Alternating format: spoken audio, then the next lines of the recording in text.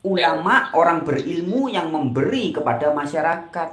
Zaman sekarang masyarakat yang suruh memberi kepada ulama, jualan air minum, jualan makanan bekas, jualan ini, jualan itu, jualan ayat. Makanya Ya, saya bingung, Pak. ya, pokoknya kalau Mas Muhammad Aslan ngikuti bacotan ustadz, ulama, pendeta, pastor, pasti jatuh-jatuhnya bingung. Pasti bingung. Ya, karena tidak ada kebenaran. Nanti ustadz satu ngikuti Imam Maliki beda lagi, ikuti Imam Hambali beda lagi. Sama-sama ngikuti Imam Syafi'i. Di Indonesia ada Abdul Somad, ada Khalid Basalamah. Ini beda banget ajarannya. Bingung. Makanya kalau ngikuti manusia selamanya akan bingung. Ngikuti channelnya Bang Herman Sambek, ngikuti Frans Donald, lama-lama juga pasti bingung. Yang tidak bingung kalau Mas Muhammad Hasan ngikuti guru sejati.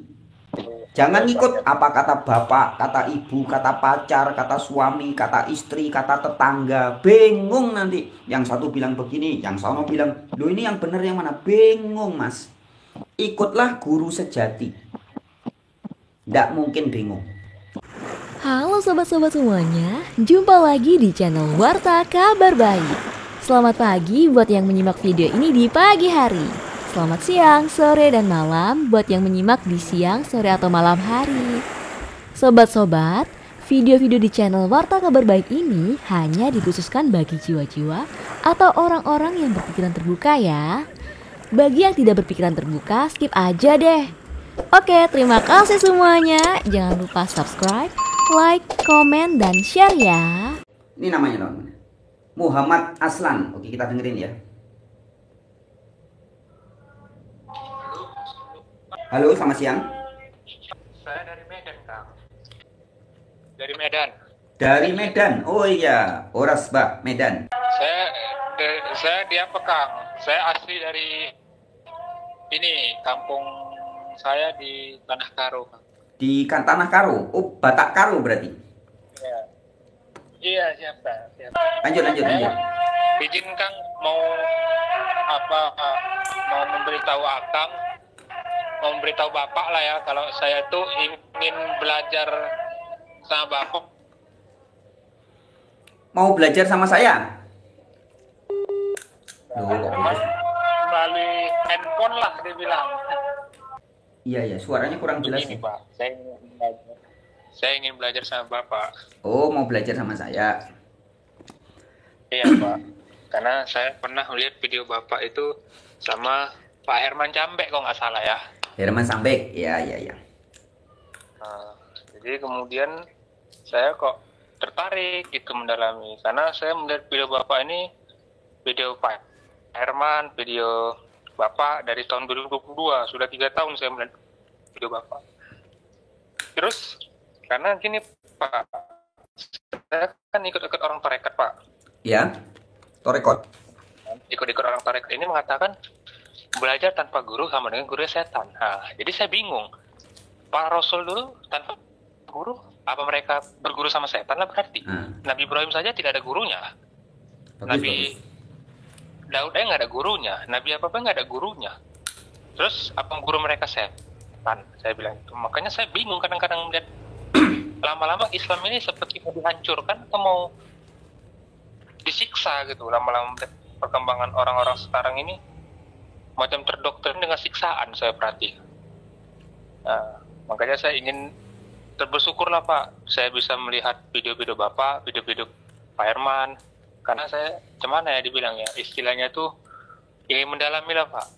Jangan saya sebatas tahu kulit, tahu itu fungsi kulit, tapi saya nggak pernah mengalami kulit. Nah, Ya, ya, itu loh Pak. Makanya saya ingin belajar sama Bapak ini, mohon izin, mohon doanya, karena saya juga melihat video Bapak itu logika semua Pak, logika nyampe. Nah, filsafatnya nyampe, saya perhatikan. Gitu loh Pak. ya, ya, ya. Sudah tidak cerita yang gue lagi, sudah tidak cerita. Halo? Suaranya kurang jelas, Mas. Putus-putus. Halo? Izinlah Pak ya, saya mau belajar sama Bapak, ingin mendalami ilmu sama Bapak, ya Bapak izinkan boleh kan Pak kan? Oke, saya jawab dulu ya. Boleh Pak. Nah, Mas, terima kasih banyak buat Mas Muhammad Aslan yang ada di Medan. Kurang jelas, Pak? Iya, suaranya kurang jelas. Ya Pak. Ya, dengar saya ngomong, dengar nggak?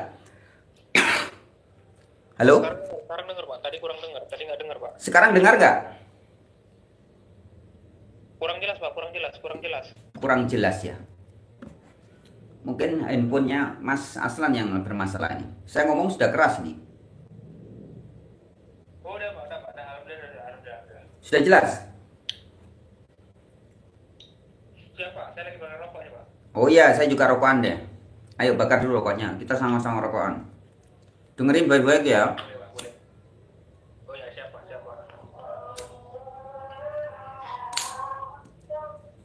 Jadi begini Mas Muhammad Aslan, saya tidak layak menjadi guru Anda. Karena saya bukan guru sejati.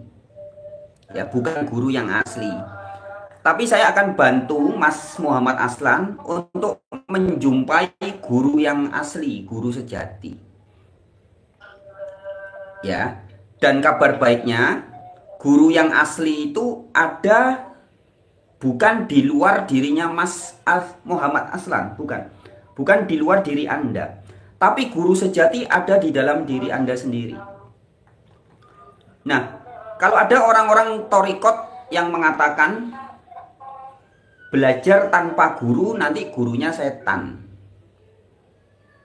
Nah, iya, setan atau iblis. Ya itu hanya tipuan-tipuan ya. Jadi tipuan-tipuan dari ustadz-ustadz, ulama-ulama, gus-gus yang belum kenal guru sejati. Ya. Jadi guru sejati itu ada di dalam diri kita masing-masing.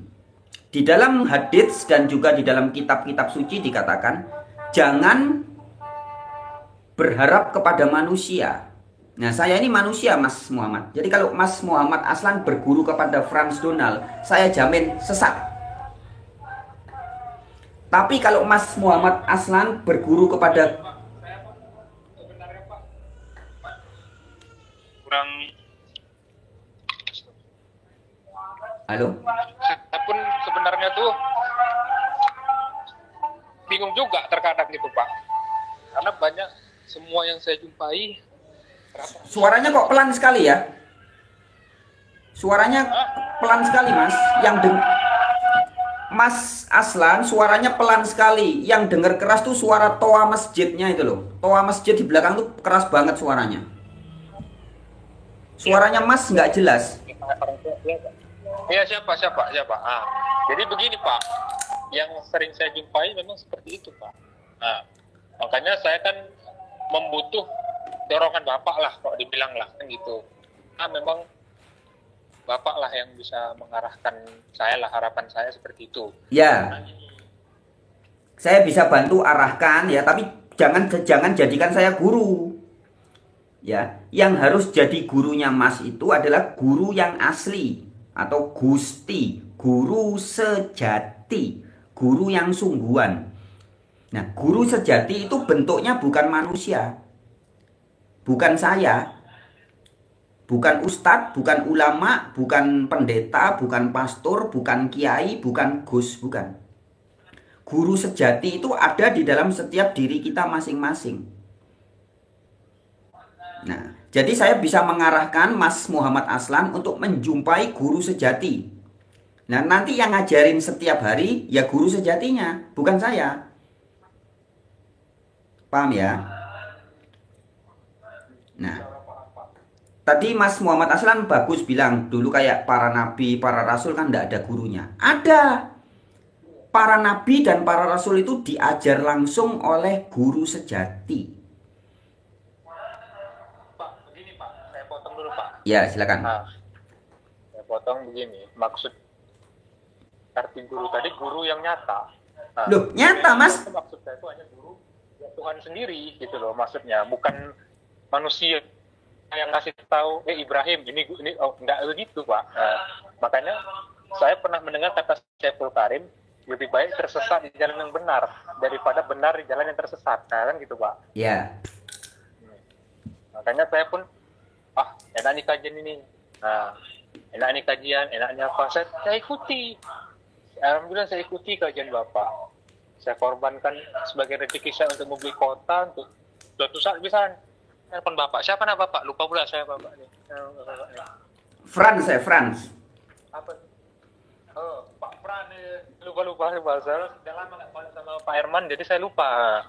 Jadi gini Pak, jadi saya pengen suatu saat nanti saya punya nomor Pak Herman Jambe, pengen punya nomor Pak Fran, pengen punya nomor Abu Marlo, pengen punya nomor ini nih ya. Karena apa? Karena saya ingin mendalami lebih dalam. Nah, ini saya tidak ingin seperti kata orang rekod ini mengatakan tanpa guru tuh setan, tanpa guru tuh iblis, tanpa guru. Kebanyakan mereka yang sebenarnya jinnya kalau saya perhatikan, karena masih mengklaim mentuhankan diri Pak, saya perhatikan Pak. Ya, gini, pelan-pelan. Saya tidak akan perkenalkan Mas Muhammad Aslan kepada Herman Jambek atau Abu Marlo, ya, untuk dijadikan guru. Tapi saya akan perkenalkan Mas Muhammad Aslan kepada gurunya Herman Jambek, kepada gurunya Frans Donald, kepada gurunya Syaiful Karim, kepada gurunya Abu Marlo. Ya. Jadi ngapain Mas Muhammad Aslan lewat perantara lagi? Ya. Saya akan perkenalkan Mas Muhammad Aslan kepada gurunya para nabi, gurunya Yesus, gurunya saya, dan gurunya semua rasul-rasul. Nah, gurunya para nabi, gurunya para rasul itu bukan manusia, Mas. Wujudnya nyata. Ya, jangan dibilang tidak nyata, sangat nyata, tapi bukan sosok, bukan pribadi. Paham ya? Benar Pak. Nah, contoh. Insya Allah paham Pak. Saya pelan-pelan. Saya kasih bukti. Yang tadi pagi ngasih Mas Muhammad Aslan rasa haus itu siapa? Ya, saya sendiri Pak. Loh, kok bisa Mas Muhammad Aslan ngasih sendiri? Saya mau haus dikasih sendiri. Begitu? Enggak ya, Tuhan sendiri. Iya. Ya. Pelan-pelan ya. Ini ilmu roso, ilmu olah roso. Jadi Allah itu bahasa aslinya bahasa Jawa. Vibrasi, getaran yang ada dalam diri kita itulah Allah. Sir Allah, dat Allah, sifat Allah, Allah itu loh, getaran itu. Nah, vibrasi itulah yang akan menjadi gurunya Mas Muhammad Aslan setiap waktu, setiap hari, setiap detik, setiap jam. Ya. Nah, contohnya itu tadi. Yang memberi rasa lapar Mas Muhammad Aslan, itulah guru sejati. Dia tidak bisa salah dan tidak pernah salah. Buktinya, kalau orang Jepang dikasih rasa lapar, artinya suruh makan. Kalau kucing di rumah Anda dikasih rasa lapar, artinya suruh makan. Kalau anjing dikasih rasa lapar, artinya suruh makan. Orang Medan, orang Jawa, orang Madura, orang Bali dikasih rasa lapar, artinya sama semua. Tidak perlu buka kamus dulu. Kalau di Jepang rasa lapar artinya apa ya? Kalau di Ibrani rasa lapar artinya apa ya? Menurut kitab kuning, menurut tafsir Imam Maliki, rasa lapar artinya apa? Menurut tafsir Imam Hambali, rasa lapar artinya nggak perlu. Seluruh dunia sama.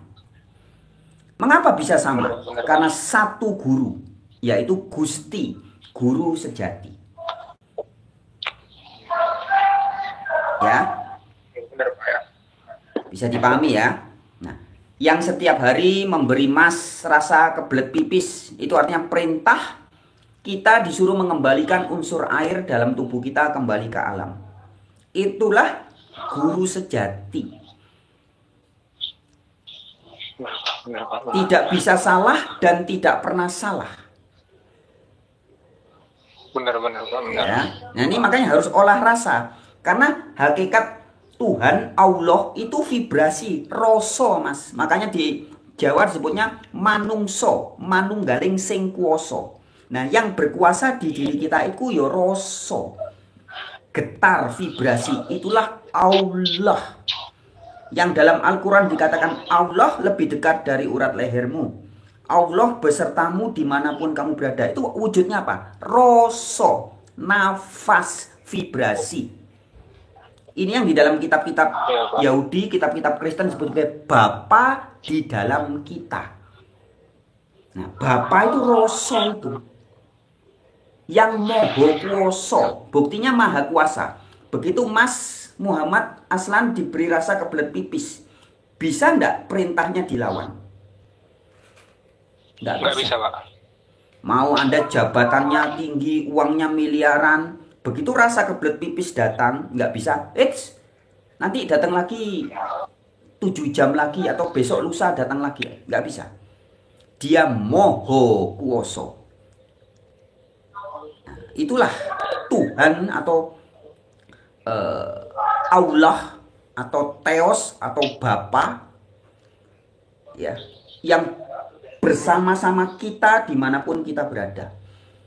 Nah kalau guru kita adalah Bapa atau Allah atau Tuhan yang asli, maka sebutnya Gusti, guru sejati, tidak bisa salah dan tidak pernah salah.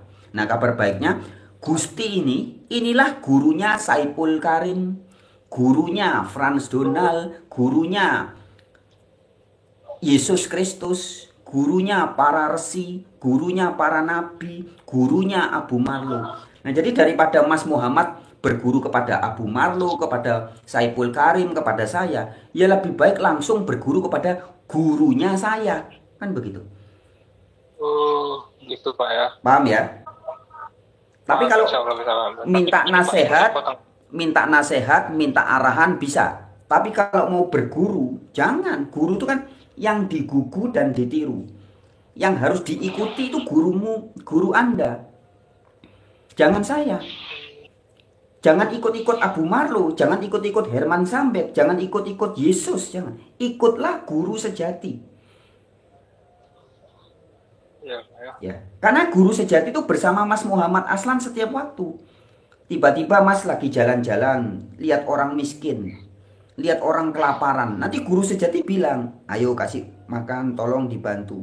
Nah itu ikuti Mas. Tiba-tiba Mas Muhammad Aslan tangannya kena pisau. Guru sejati bilang nanti, ayo dikasih betadin, diobat. Tangannya selama ini tidak diperhatikan, tolong mulai sekarang dirawat. Ya. Nah itu guru sejati itu setiap hari mengajar kita dengan hal-hal yang sangat pribadi dan detail. Nah itu beda-beda. Kepada saya beda, kepada Mas Muhammad Aslan beda, kepada orang lain beda, beda-beda. Karena sifatnya sangat pribadi. Herman Sambek yang setiap hari melukis, nah dia diberi pengetahuan cara melukis. Loh saya enggak. Ya, jadi guru sejatinya sama, tapi guru sejati menuntun Herman Sambek sang pelukis dengan guru sejati menuntun Frans Donald, beda kasus. Paham ya? Mas Muhammad Aslan juga nanti dituntun sendiri.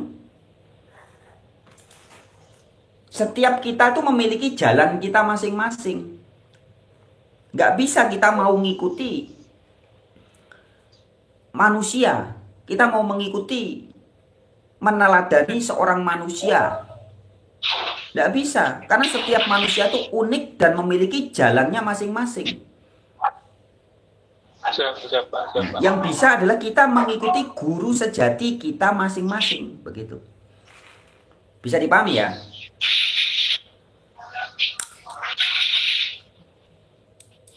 Siap Pak ya. Jelas ya? Jelas Pak. Oke, ada lagi? Jadi begini Pak. Suaranya kok pelan sekali toh Mas? Pak, orang Islam itu banyak di dokter ya. Coba banyak di dokter. HP-nya dideketin ke mulutnya coba biar keras suaranya. begini Pak. Nah, Banyak sekarang orang Islam tuh didokterin Pak. nah Didokterin ini kan lebih dengan keras. cara-cara nanti ditanya oleh malaikat, nanti ditanya oleh mungkar nangkir, pertanyaan di dalam kubur gitu loh Pak. Pertanyaan di dalam kubur nanti apa namanya itu Pak? Ini ditanyain nanti kalau nggak bisa nanti disiksa. Itu bagaimana tuh Pak? Saya pun kadang bingung Pak. Masa orang mati ditanyain? Iya. Mati itu kan kemati hati. Masa orang... Jadi malaikat itu selalu bersama kita. Jadi ketika spiritual kita masih mati, Anda melakukan sesuatu tiba-tiba ada rasa di dalam diri, ada rasa tidak enak. Itulah malaikat.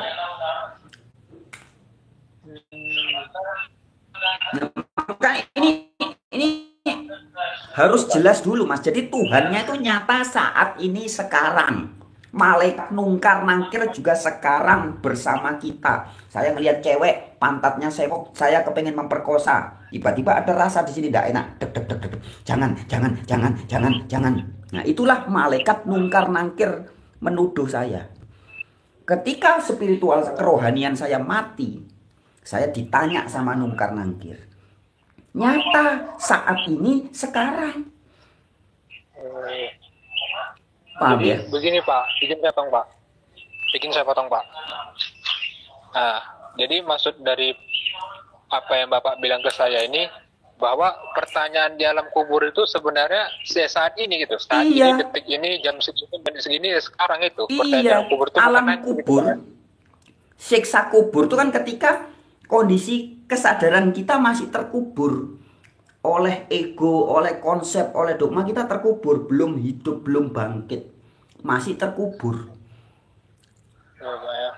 Bukan nanti setelah jadi mayat dikubur di tanah atau di ngaben. Kalau orang di ngaben atau masuk ke laut dimakan ikan hiu kan tidak dikubur. Coba gimana?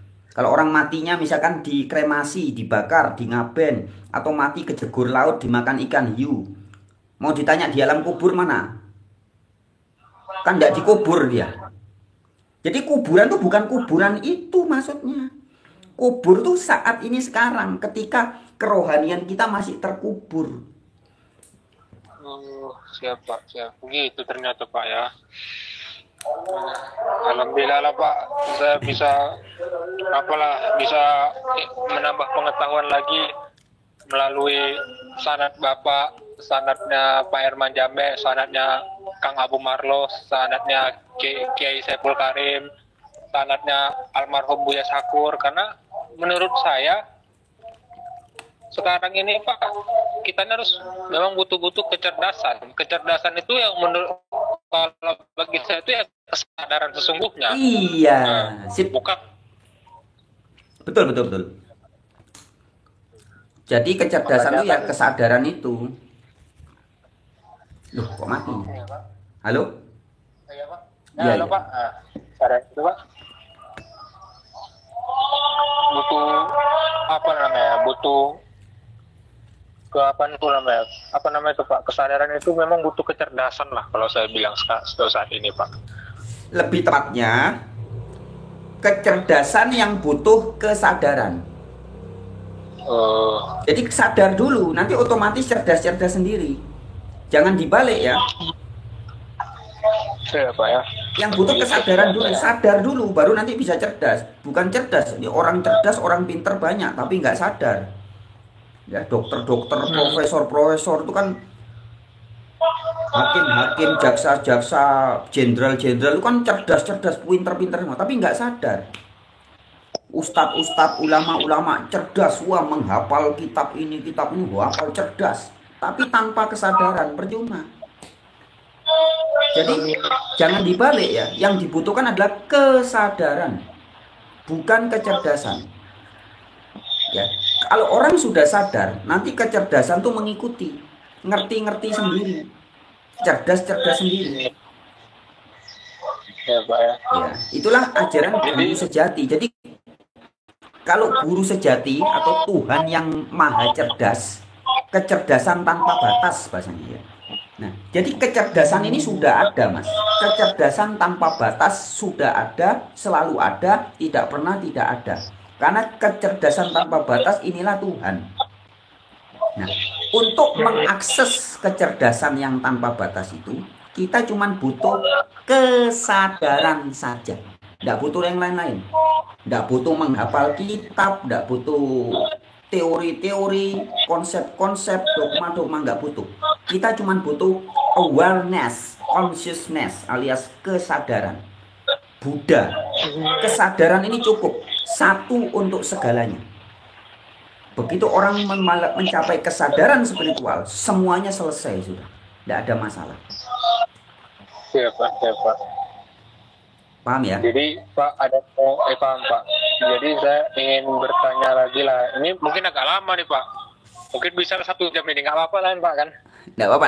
Lanjut aja. Cuman mikrofonnya tolong dideketin. Suaranya pelan sekali. Oh iya, Pak. Nah, begini Pak Pran ya. Nah, sebelumnya saya ingin bertanya lebih dalam lagi lah gitu. Jadi tentang masalah kesadaran yang selama ini saya mulai dalami dari mulai saya 2022. Awalnya saya Pak, ini cerita dulu. Saya ingin cerita dari pertama dulu kelas 2 SMP saya ikut-ikutlah pengajian-pengajian orang-orang tarekat, pengajian-pengajian orang-orang ini, pengajian-pengajian yang mengatakan belajar tanpa guru sama dengan gurunya setan, belajar ya. Jadi saya bingung. Nah, bagaimana dengan para nabi dulu, seperti Nabi Ibrahim mencari Tuhan sendiri, seperti para nabi-nabi dulu kenal. Jadi bagaimana? Nah, kan gitu kan. Barulah kemudian saya di 2022 itu saya tuh melihat video Pak Herman Jambek. Itu video saya Bapak itu bertuhan kepada agama Tuhan itu pilot. Gitu loh Pak. Nah, jadi saya berpikir benar ya kata Pak Pran sama kata Pak Herman ini ya. Kok kita tuh sesungguhnya harus berserah diri. Nah, jadi saya kemudian mendalami terus, saya terus sampai itu Pak, saya ingin mengalami suatu saat saya dapat WA-nya, saya telepon, saya ingin belajar sama mereka, saya ingin menjadikan Bapak sama Pak Herman sama siapa tuh sebagai guru-guru saya dulu. Tapi setelah Bapak bilang seperti tadi, bahwa sesungguhnya guru yang sebenarnya guru itu adalah guru sejati kita sendiri. Barulah kemudian saya sadar, oh ternyata selama ini aku telah mentuhankan manusia, bukan mentuhankan Allah yang sejati. Ternyata selama ini pantas hidup saya kacau balau. Iya. Itu dia Pak. Sekarang udah sadar ya. Makanya hidup saya sekarang ini kok emosi itu nggak stabil. Karena masih muda Pak, umur saya masih 21 tahun. Nah, umuran anak saya. Umur saya masih 20 tahun. Ditambah lagi pula lingkungan di Sumatera Bapak tahu lah kayak mana Pak, Sumatera Utara kan kulturnya kan keras-keras Pak ya kan. Ngomong aja pakai berantem. Jadi saya pun saya ingin merubah karakteristik bicara saya ingin betul lah waktu itu, dan alhamdulillah sekarang ya alhamdulillah tercapai lah Pak. Saya ingin dapat dapat apa Bapak ya, alhamdulillah saya merasa ya terharu lah Pak. Secara duniawi itu ingin terus mendalami lagi Pak ilmu-ilmu ya Pak. Betul Pak, karena sebenarnya menurut saya nih Pak, saya ini penting, saya butuh Bapak sebetulnya. Secara syariat saya butuh Bapak, karena apapun cerita ini Bapak lah yang sudah sampai pemahamannya mungkin yang bisa mengarahkan saya. Tapi bukan berarti menjadi guru saya seperti Bapak bilang tadi ya, saya setuju dengan itu. Makanya kan ini saya bilang sama Bapak, apa bisa Pak setiap sebulan sekali saya nelpon Bapak, ada waktu luang Bapak gitu, saya izin nelpon, kita mujakarah lebih dalam lagi. Karena saya masih muda Pak, saya masih butuh bimbingan juga sama Bapak. Sama seperti kayak Pak Herman Jambek ya, saya bilang begitu sama beliau aja bilang sama saya, wah baguslah Mas Azlan bisa mulai tertarik dengan hakikat, mulai tertarik dengan kesadaran. Saya aja dulu umur 20 tahun aja masih sibuk main-main sama teman-teman, masih sibuk kesana kesini sama keluarga. Iya Pak, alhamdulillah Pak, doakan aja Pak. Saya bilang gitu sama Pak Herman pun ngomong, alhamdulillah kalau begitu bagus, tetap jalankan syariatnya, katanya. Iya siapa? Itulah Pak. Iya bagus. Dan satu lagi Pak, ini saya tambahkan Pak. Apa benar Pak, di ajaran tarekat kita nggak butuh lagi sholat Pak? Apa? Di ajaran tarekat kita nggak butuh lagi sholat Pak? Sebenarnya makanya ini kan karena kesalahkaprahan yang ruwet ya. Sholat itu adalah kewajiban mutlak, Mas. Harus, dan orang tidak bisa hidup tanpa sholat. Nah, sholat itu asli bahasa Jawa. Sholah. Ya, sholah itu asli bahasa Jawa, bukan bahasa Arab. Ya, sholah bahasa Bali juga sama. Kalau Mas Muhammad buka di dalam Google, coba cek di Google. Arti sholah, S-O-L-A-H, sholah dalam bahasa Bali. Itu artinya bertindak, berbuat. Jadi sholat itu artinya perbuatan, tindakan. Maka di dalam Al-Quran dikatakan, kalau kamu punya masalah, lakukanlah sholat. Pasti selesai masalah. Artinya kalau kamu ada masalah, berbuatlah, bertindaklah. Pasti selesai masalah. Bukan kayak sekarang di Arab, sholat artinya dirubah. Sholat adalah ritual, jedotin kepala 5 kali sehari, menghadap ke tanah Arab. Bukan. Ini masalahnya di sini. Di Al-Quran dikatakan, sholat untuk mengingat Allah. Artinya berbuat ya, perhatikan ya. Sholat harus dipahami arti aslinya itu perbuat, bertindak. Jadi bertindak untuk mengingat vibrasi, mengingat getaran di diri kita. Sholat untuk mengingat Allah. Nah, Anda sekarang minum. Ingat loh, kok bisa minum? Kok bisa tangan saya megang gelas, megang botol minum? Itu mengingat. Sebelumnya ada vibrasi, ada getaran. Baru minum. Itu namanya berbuat atau sholat mengingat vibrasi di diri kita. Mengingat Allah. Nah, tapi Allah dalam bahasa Jawa yang artinya getaran, vibrasi, itu dirubah sampai di Arab jadi nama Tuhan. Ini biang keroknya di sini. Sholat yang artinya berbuat, bertindak, dirubah sana. Jadi ritual-ritual jentat, jentit. Ini kacau semua jadinya, Mas. Nggak nyambung. Memang benar, Pak. Karena secara saya memikirkan dari dulu kan memang nggak nyambung. Masa nanti kita mati tinggal masuk surga, nanti di neraka. Halo, suaranya hilang lagi, Mas. Suaranya kok hilang, Mas?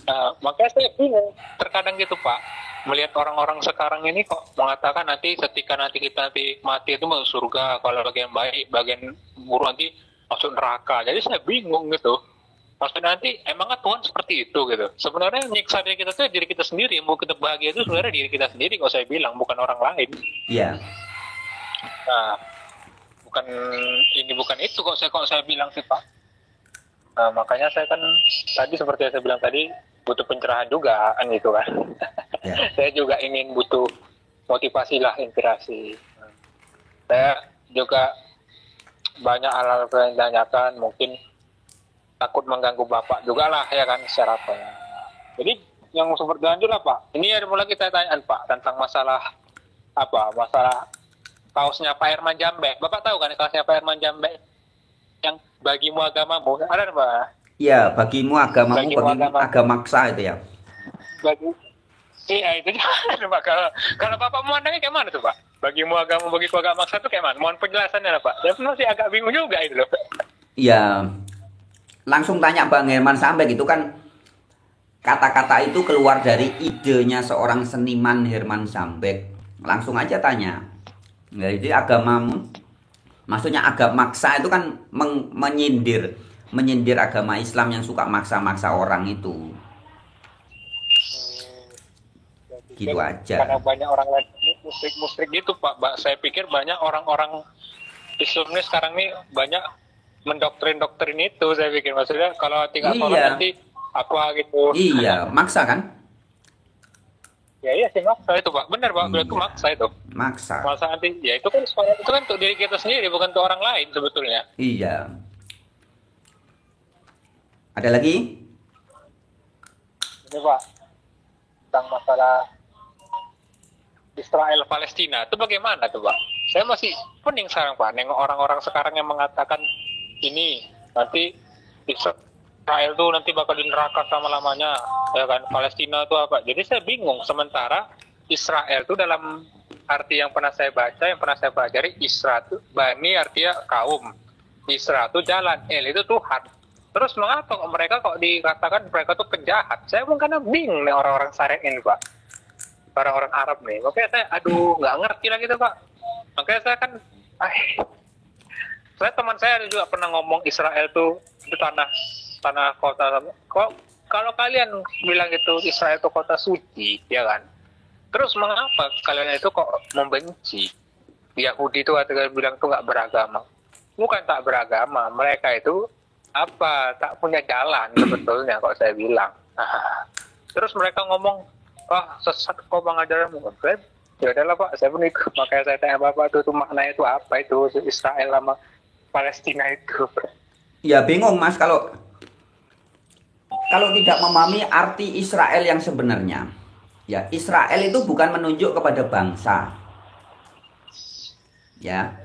Tapi adalah orang-orang yang sudah mengerti jalan menuju Eloah, jalan menuju Tuhan. Itulah disebut orang Israel. Maka di dalam kitab Roma, kitab Bible di Alkitab diberitahu, orang Yahudi sejati, orang Israel sejati itu tidak ada tanda-tanda lahiriah.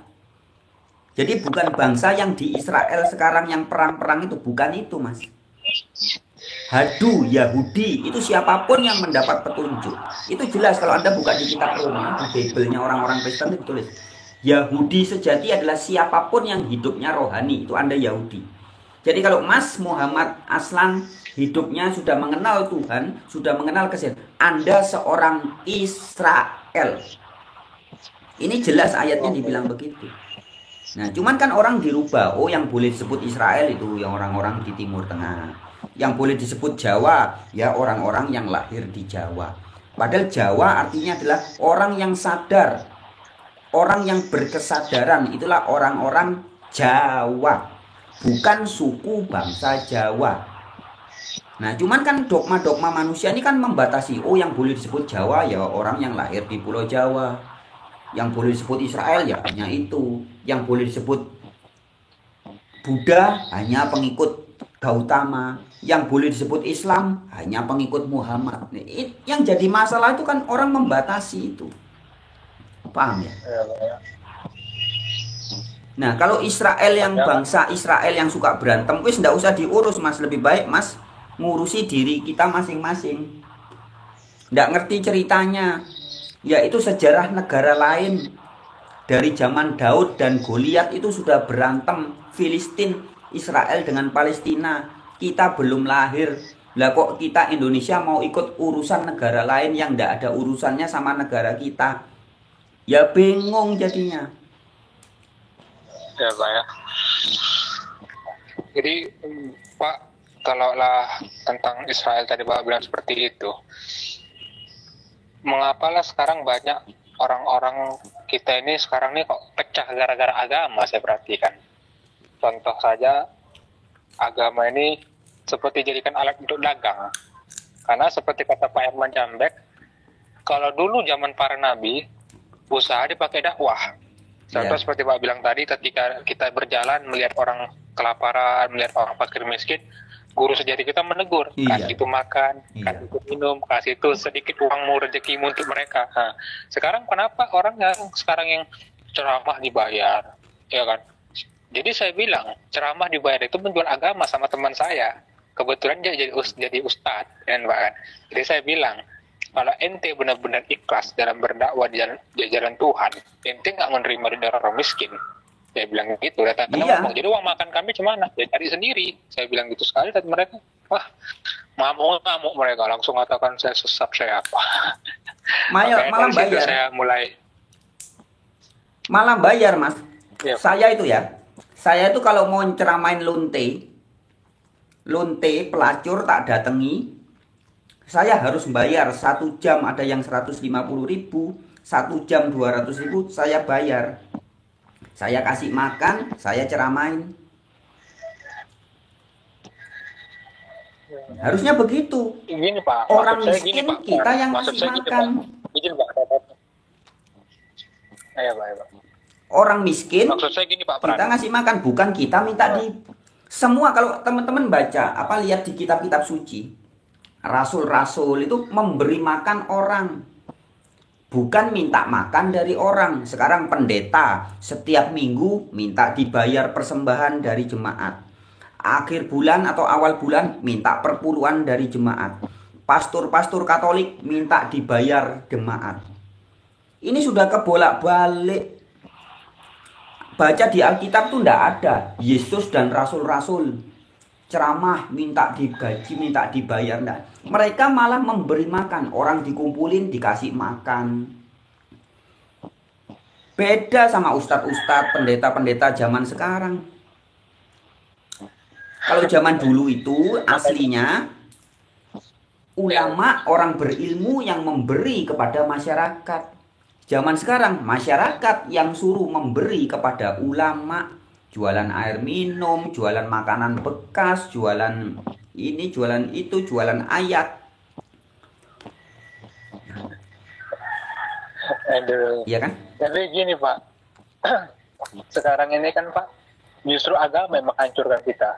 Makanya kata Pak Herman Jambe, sekarang banyak orang sekarang jadi murtad, seumur-umur jadi ustad. Banyak sekarang seperti itu Pak. Bisa ceramah sedikit kan Pak, kan nanti langsung bisa ya. Nah, kalau saya Pak jujur, saya nggak mau saya jadi ustad. Walaupun saya ini pernah di pesantren, pernah sekolah ngaji, saya nggak mau jadi ustad, saya bilang. Karena apa? Kebanyakan jadi ustad itu munafik Pak. Jujur aja saya bilang sama Bapak. Kebanyakan jadi ustad itu munafik. Iya betul. Kebanyakan jadi ustad itu tuh bohong, saya bilang. Bohongnya di mana? Berbicara kebaikan, pelaksanaannya nggak ada baik. Itu yang saya pahami sekarang ini Pak. Saya lihat sekarang ini seperti ini banyak sekarang ustad-ustad. Kayak Abdul Somad mengatakan, siapa yang mengucapkan selamat hari raya Natal, maka dia sama-sama seperti golongan orang-orang kafir. Saya bingung kadang-kadang, ngucapin kok sama orang kafir. Jadi ngapain ente ngucapin minum miras itu haram kalau memang dasar itu haram? Nah, saya kadang-kadang berpikir seperti itu gitu. Makanya saya bingung Pak. Ya, pokoknya kalau Mas Muhammad Aslan ngikuti bacotan ustadz, ulama, pendeta, pastor, pasti jatuh-jatuhnya bingung. Pasti bingung. Ya, karena tidak ada kebenaran.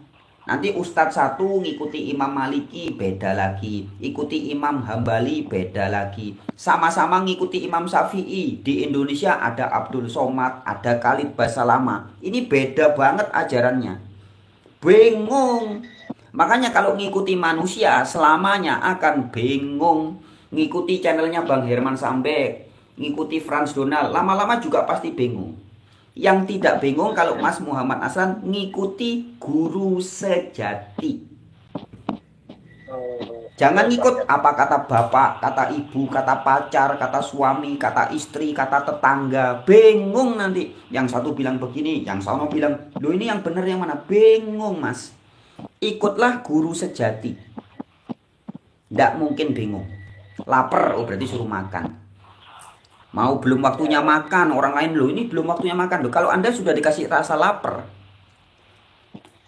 mau seluruh dunia bilang, Mas kamu belum waktunya makan. Loh Anda ngerasakan sendiri. Tidak butuh konfirmasi kebenaran dari orang lain. Mau orang lain bilang, Mas Muhammad Aslan jangan tidur. Loh kalau Anda sudah dapat rasa ngantuk, yang benar yang mana? Ya saya tidur Pak. Iya. Karena kan saya merasakan saya. Iya, rasakan sendiri kan. Mau seluruh dunia bilang, benar, Pak. jangan tidur, ada film bagus, ada acara bagus. Bingung nanti ngikuti orang ini bilang, tidur enggak ya? Akhirnya nanti minum obat biar enggak ngantuk, minum kerating deng, minum ini, malah jadi masalah jadinya. Ikutilah guru sejatinya masing-masing. Wes enggak mungkin salah, enggak mungkin bingung. Enak. Harus sak karepe dhewe, Mas. Ya, jangan ngikuti karepe wong liya, jangan mengikuti kemauan orang lain.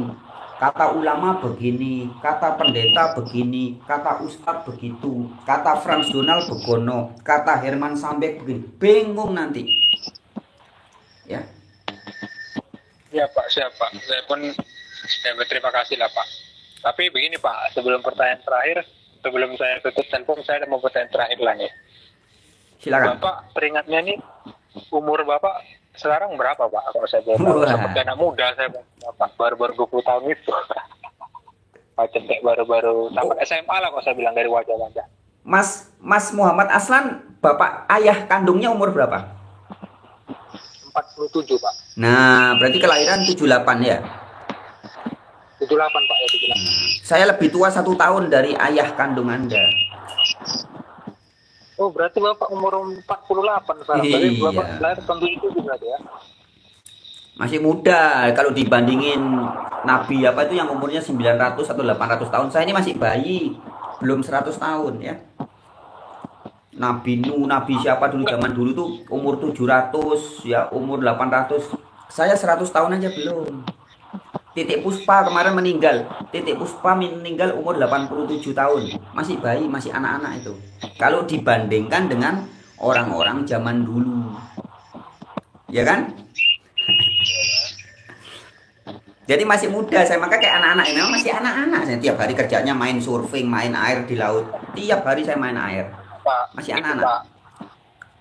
Begini Pak Pran, maksud saya tuh Bapak itu tuh seperti anak lajang gitu, maksud saya tuh gayanya tuh anak lajang, nggak nampak tuanya lah kok dibilang, itu maksud saya. Makanya saya tanya Bapak, berapa umur Bapak sekarang? Iya. Kok Saya macam-macam kayak anak muda yang baru anak mahasiswa lah kalau saya bilang gitu. Saya Iya. kan kejut gitu ya Pak. saya memang bergaulnya sehari-hari banyak sama anak muda. Kadang anak kecil ya, anak-anak kecil, anak remaja. Kalau yang di sebelah ini, kamar sebelah ini usianya 19 tahun. Kemudian teman-teman saya ketemu tiap hari itu umur 20 tahun, 21 tahun, ada yang di bawah 18. Jadi memang pergaulan saya dengan orang anak-anak muda, makanya masih muda ya.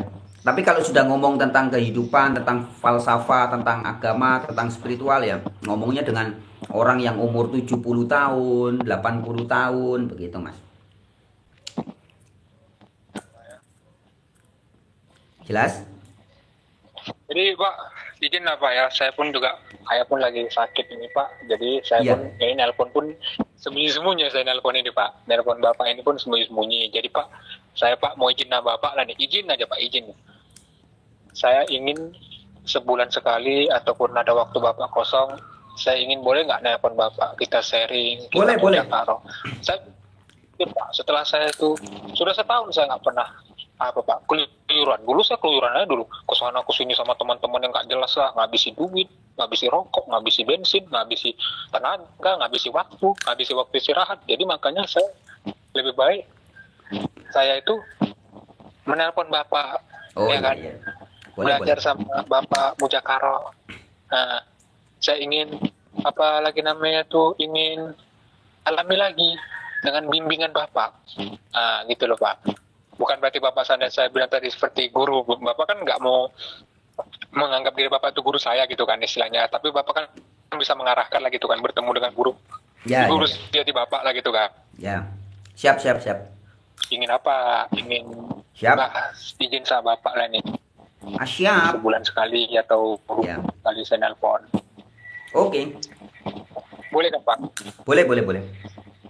Kalau saya masih jadi manusia ya, siapa tahu Ini, besok saya Bapak sudah tadi nggak jadi Pranapa, manusia. Bapak tadi- Kenapa? Nah, Bapak nama tadi Pranapa. Nah, Bapak tadi Pranapa. Franz gitu aja lah. Oh, Pran. Oke. Jadi Pak, sekian terima kasih Pak ya. Semoga ilmu yang Bapak sampaikan ini, pengalaman spiritual yang Bapak sampaikan ini kepada saya, semoga ini menjadi inspirasi saya untuk merubah diri ke depannya. Karena saya melihat Bapak ini welas asihnya tinggi. Nah, itu loh, Pak, welas asih Bapak. Jadi bisa termotivasi lah kan Pak. Karena kan kita kan juga butuh motivasi dalam hidup ini Pak. Iya. Kan gitu kan Pak kan. Iya. Cuman Ya, jadi, jangan Pak, lupa. Terima kasih Pak ya. Iya. Makasih. Rayu. Ya, Pak. Assalamualaikum Pak Pran. Waalaikumsalam. Ya, tadi saya sebenarnya mau tambahin teman-teman. Boleh melihat saya, mencontoh saya, tapi jangan lupa yang membuat saya Ya, bisa. Pak, kenapa? Halo? Ya, Pak. Ya, yang bisa membuat saya welas asih itu sumbernya bukan dari saya sendiri. Jadi Mas Muhammad Aslan harus langsung mengakses ke sumbernya gitu loh. Oh, Nah, kabar baiknya yang mengajari atau memberi saya rasa welas asih itu ada juga di dalam dirinya Mas Aslan. Jadi langsung, nggak usah ibaratnya mau ngambil sumber mata airnya. Di rumah Anda sudah ada sumber mata air. Ngapain lagi beli ke pasar? Ngapain lagi beli di toko ya? Sudah ada mata air. Nah, sumber welas asih, sumber segala yang Mas Aslan butuhkan ya, sumber ilmu pengetahuan, sumber welas asih, sumber cinta, sumber kebenaran sudah ada di dalam dirinya masing-masing. Nah, jadi saya hanya menunjukkan Mas, ini contohnya gini, saya cuma nunjukin sumber welas asih itu di dalam dirinya Mas. Nah, bukan di diri saya. Jadi saya tidak bisa mentransfer welas asih, tidak bisa.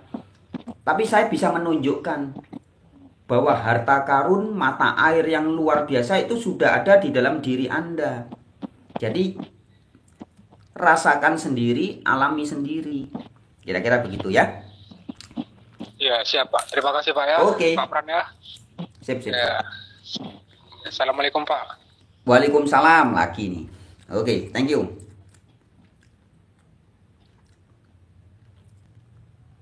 Sudah ditutup belum nih? Sudah ya? Ah, udah.